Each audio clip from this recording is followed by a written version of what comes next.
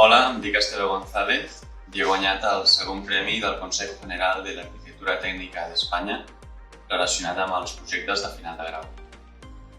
Vaig escollir la formació al grau en Arquitectura Tècnica i Edificació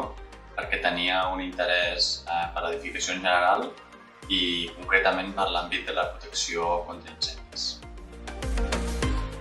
El meu treball de final de grau tracta sobre la propagació d'incendis en façanes de patis interiors,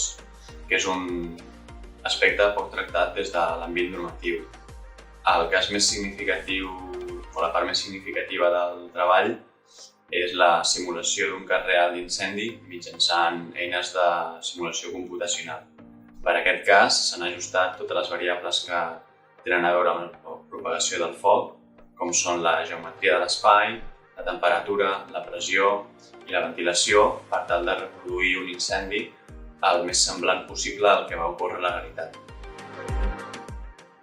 Actualment soc un de la Generalitat i conjugant les dues parts, la part més professional amb aquest treball, m'ha permès veure que aquesta eina de simulació ens pot obrir un camp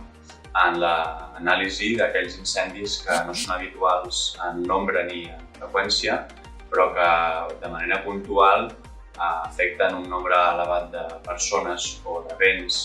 i tenen una àmplia propagació i que a vegades cal donar una resposta a la societat de què és el que ha passat i també dintre del propi cos entendre què és el que ha produït aquest incendi tan virulent.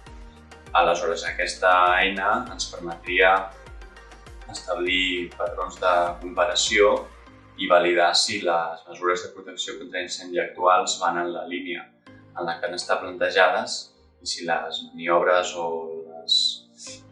maniobres des del punt de vista operatiu estan alineades amb la consecució de l'objectiu que és l'extinció del foc.